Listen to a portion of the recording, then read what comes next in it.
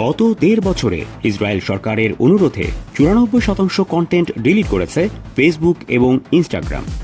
American অনুসন্ধানী সাংবাদিকদের সংগঠন গ্রফ সাইটে প্রকাশিত তথ্যে বলা হয়, ফেসবুক ও ইনস্টাগ্রামের কাছে কন্টেন্ট ডিলিট করার অনুরোধ সবচেয়ে বেশি করে ইসরায়েল। ফেসবুকও ইসরায়েলের অনুরোধ সবচেয়ে দ্রুত সাড়া দেয়।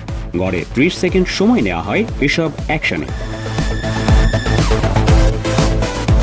ইসরায়েলের যে রিকোয়েস্ট মেনে নিয়েছে ডেটা, তাতে দেখা যাচ্ছে ৯০,০০০ পোস্ট ডিলিট করেছে তারা। ব্যবস্থা নেওয়া হয়েছে ৪ কোটি পোস্টের বিরুদ্ধে। অন্যদিকে ইসরায়েলি ইউজারদের কন্টেন্ট ডিলিট হয়েছে মাত্র ১.৩%।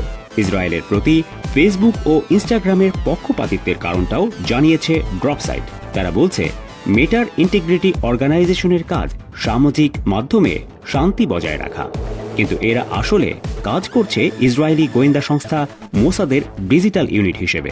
এর প্রধান কর্মকর্তা গাই রোজেন ইসরায়েলের সাইবার সেনা ইউনিটের সাবেক এজেন্ট, আর মেটার পাবলিক পলিসি প্রধান জর্ডানা কাটলার ইসরায়েলি প্রধানমন্ত্রী নেতানিয়াহুর সাবেক উপদেষ্টা।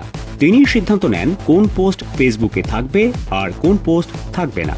আর মেটার পলিসি হেড জোয়েল কাপলাম হোয়াইট হাউসের সাবেক deputy chief of staff, Republican পার্টির কট্টর সমর্থক।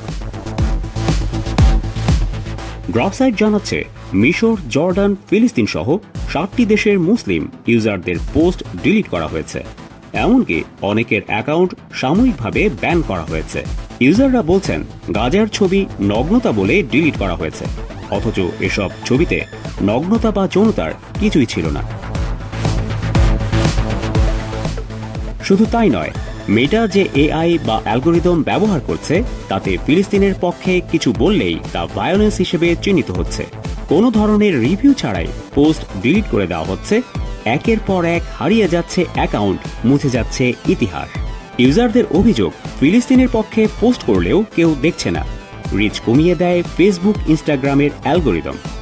জেইস হোয়াইট নামে এক ইউজার অভিযোগ করেন, গাজার একটি পোস্ট ভিউ মাত্র ৩, কিন্তু ঘণ্টাখানেক পরে অন্য পোস্টে ভিউ ১,০০০-এর বেশি। তার মতে, ইসরায়েল ফেসবুককে একটি ডিজিটাল কারাগারে পরিণত করেছে। ফেসবুক ও ইউটিউবের মালিক মেটা এসব অভিযোগ পরোক্ষভাবে স্বীকার করে নিয়েছে, তবে তারা বলেছে বিষয়টি ইচ্ছাকৃত নয়। মেটা জানায়, রিল ও ফিডের পোস্ট শেয়ার করার ক্ষেত্রে একটা বাগ ছিল। সবার পোস্টেই এটা হয়েছে, কিন্তু শত শত ইউজার জানিয়েছে শুধু গাজা কন্টেন্টে এঙ্গেজমেন্ট কমেছে, অথচ অন্য পোস্টে নয়। ফেসবুকের নিজের হিসেবেই ফিলিস্তিনের পক্ষের পোস্টের রিচ কমেছে। অন্যদিকে ইসরায়েলি গণমাধ্যমের পোস্টে ফেসবুকের এঙ্গেজমেন্ট ৩৭% পর্যন্ত বেড়েছে।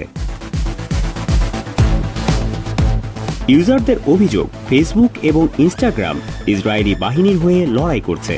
এই ডিজিটাল যুদ্ধ একদিকে ইসরায়েলি নৃশংসতাকে বৈধতা দিচ্ছে, অন্যদিকে ফিলিস্তিনিদের ওপর নিপীড়নকে লুকিয়ে রাখছে।